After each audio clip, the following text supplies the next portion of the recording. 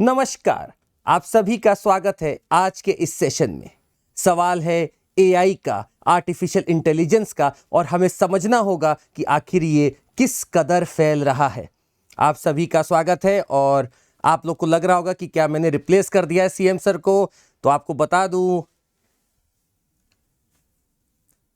कि हमें रिप्लेस करना इतना आसान नहीं है। नमस्कार, आप सभी का स्वागत है। खैर, एआई अपने जालों को चारों तरफ फैला तो रहा है, पर इसमें हमें समझना होगा कि हमें कैसे बिहेव करना है, हमें कैसे अपने प्रिंसिपल्स को फॉलो करना है, ताकि इस एआई का हम बहुत अच्छा इस्तेमाल कर सकें और ये बूस्ट करे, पॉजिटिविटी लेके आए, ना कि कोई भी ऐसा निगेटिविटी। आप सभी का स्वागत है इस सेशन में। पहले हम आपको कुछ सुनाना चाहेंगे। देखिए, कहा जा रहा है कि विश्व की, इस दुनिया की पहली न्यूज एंकर है जो कि एआई द्वारा बनाई गई है। अब इनमें खूब सारा डेटा डाला गया होगा, ये रिफाइन करती है डेटा को, और आप सुनिएगा कि किस हिसाब से बोल रही है। खैर, आपको यहां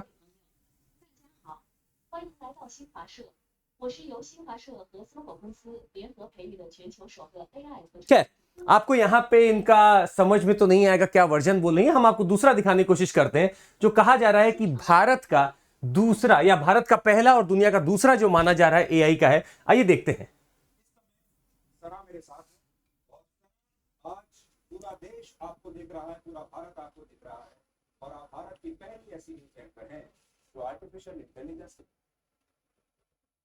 और मैं दर्शकों सवाल पूछा है कि मुझे कैसा लग रहा है, तो मुझे बहुत खुशी है कि आज तक मेरा डेब्यू ब्लैक एंड व्हाइट के साथ हो रहा है, और अब से हर रोज इस शो में आपकी और मेरी मुलाकात होगी, और मैं दर्शकों को बड़ी खबरों के बारे में इस समय सब खैर, courtesy to the channel that was showing this, but I would say कि क्या AI अब इस कदर हो चुका है कि हर फील्ड में तैयार कर सकता है अपनी सेना को, अपने लोगों को।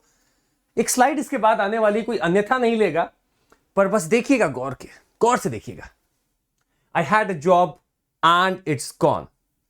खैर, अभी जो न्यूज एंकर इसको दिखा रहे थे, हम नहीं चाहते किसी के साथ कुछ खराब हो, पर there are possibilities. But I would say that अगर मेरिट है, अगर आप वाकई में खड़े हो सकते हैं किसी भी छोर पे, किसी के भी खिलाफ, तो आप बहुत आगे जा सकते हैं।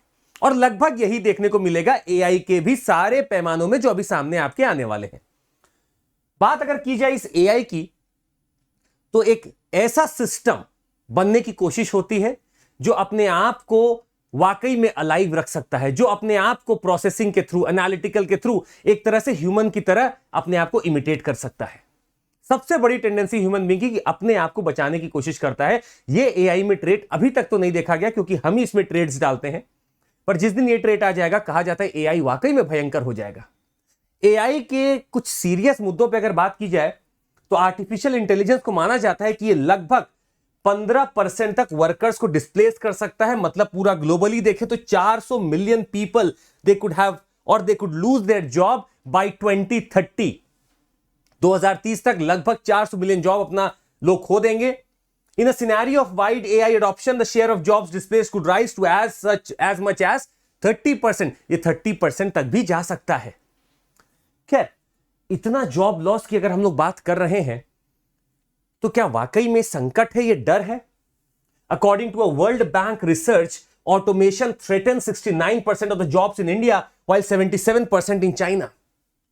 In such a country like India, where we are trying to have more of jobs being generated, और अगर यहां एआई का प्रवेश होता दिख रहा है, तो कहीं ना कहीं जॉब्स पे संकट हो सकते हैं। ये दौर रिसेशन का चल रहा है, ये दौर मास ले ऑफ का चल रहा है, और इस दौर में अगर एआई अगर और अपने आप को इंटीग्रेट करने की कोशिश करेगा, more job losses are going to be there on the cards. खैर, भारत में भी इस चीज को थोड़ा बहुत महसूस तो किया जा रहा है, क्योंकि ऑटोमेशन कई बार नेसेसिटी भी होती है, पर हम लोगों को शायद तैयार भी रहना होगा। इस एआई की एक और खास बात है कि यह डिमांड बढ़ा देता है वर्कर्स की विद एडवांस ट्रेनिंग। अब उन लोगों की ज्यादा चाह होती है जो एडवांस्ड ट्रेनिंग लिए रहते हैं। तो मतलब यहां पे वर्कर्स के बीच में एक अच्छा खासा स्किल्ड वर्सेस अनस्किल्ड का ग्रुप बन जाएगा। जो स्किल्ड होंगे, जो एडवांस ट्रेनिंग ले रखे होंगे, उनकी डिमांड बहुत बढ़ सकती है, और जो अनस्किल्ड होंगे, जो डिमांड नहीं ले पाएंगे, जो इस ट्रेनिंग को नहीं ले पाएंगे, वो पीछे हो जाएंगे इस भीड़ में। खैर, आपको यह भी बताना उचित होगा कि जब जॉब्स की बात की जाती है, तो एक बॉटल नेक क्रिएट होता हुआ हमें दिख रहा है। There would be too many of jobs for too less of a people जो कि शायद बहुत ही ज्यादा ट्रेनिंग लिए होंगे, बहुत ही ज्यादा आगे होंगे एआई के मामले में, वो कम लोग होंगे, परंतु उनके लिए बहुत बड़ी बड़ी जॉब्स हो सकती हैं। पर जहां पे सबसे ज्यादा लोग होंगे वहां पे जॉब्स बहुत कम जनरेट होंगी। ये एक सबसे बड़ा डर निकल के आ रहा है और इसके लिए खास करके हमें ट्रेनिंग सेंटर्स एआई को अपनाना पड़ेगा, उसके लिए तैयार होना पड़ेगा, नहीं तो दिक्कत आ सकती है। आपको कुछ और तथ्य देना चाहेंगे। अगर आप एआई की बात कर रहे हैं तो ऐसा नहीं है कि इंडिया आगे नहीं बढ़ रहा है, बहुत तेजी से आगे बढ़ रहा है इंडिया। कहा जा रहा है India stood at the 9th position in terms of the number of the AI specialist working in the field. हमारे पास भी एआई में वर्क करने के लिए स्पेशलिस्ट का नंबर जब निकाला गया तो हमारे पास हम 9th रैंक पे थे। हम मतलब इंडिया ने एआई को गलती से भी ऐसा नहीं कि छोड़ा होगा, एआई को पकड़ा हमने, समझने की कोशिश की और हमने इसको कोशिश किया इंटरनलाइज करने का हमारे सिस्टम्स में। बात अगर आपको बताई जाए तो इंटरनलाइज करते करते सीबीएसई तक ये बात पहुंची और उन्होंने अपने करिकुलम में एआई को डाल दिया ताकि पहले से ही ट्रेनिंग चालू हो सके। बहुत बड़ी उपलब्धता है ये कि हम पहले से ही एआई को इंटीग्रेट कर रहे हैं अपने स्कूल स्टडीज के साथ। इतना ही नहीं, अगर आपको हम बताएं, IIT Hyderabad already started a full fledged course in AI. ये तभी पॉसिबल था जब हम इसको पहले पकड़ के समझे कि आखिर इसमें हो क्या रहा है और तब हम इसके लिए कोई कोर्स लेके आए ताकि लोगों की ट्रेनिंग चालू हो सके। तो भारत की प्रिपेयर्डनेस क्या है? क्या भारत में एआई आ चुका है? बिल्कुल। You have started in your studies, you have started in your jobs, you have started even in your colleges. इतना ही नहीं, आपको बताएं, इकोनॉमी में भी अगर देखें तो इसका बहुत पॉजिटिव इंपैक्ट हमें दिखता है। मैकेंजी के हिसाब से अगर आप पूरे ग्लोबल ऑर्डर की बात करें तो 2030 तक कहा जाता है कि $13 ट्रिलियन तक the economic output of around $13 trillion तक बढ़ सकता है, increasing the global GDP by about 1.2% annually. बड़ा अच्छा प्रभाव दिखता है। आइए भारत के टर्म्स में बात करते हैं, जो फैक्ट आप याद भी रख सकते हैं। भारत में कहा जाता है कि लगभग $957 बिलियन ऐड हो सकते हैं to India GDP, that is somewhere around annual growth by 1.3% points. 2035 तक अगर लगभग $935 बिलियन ऐड हो रहे हैं तो मतलब हमारे इकोनॉमी को एक नई दिशा दिख रही है। अभी आज का परिवेश अगर आप देखेंगे तो सब कुछ स्थिर होता जा रहा है, कहीं तो गिर भी रहा है। इसमें अगर एआई आके कुछ चीज को रिवाइव करे, रिविजिट करे, रिवाइवल लेके आए तो I think we are going to welcome this, but yes with a feeling of training, with a feeling of infrastructure to be there. खैर, आपको बता दें 2018-19 में ही बजट में किया गया था कि नीति आयोग को एक दायित्व सौंपा गया था कि आप इसके ऊपर वर्क करिए और आप एआई को कैसे निकालना है इस बारे में आप बताइए।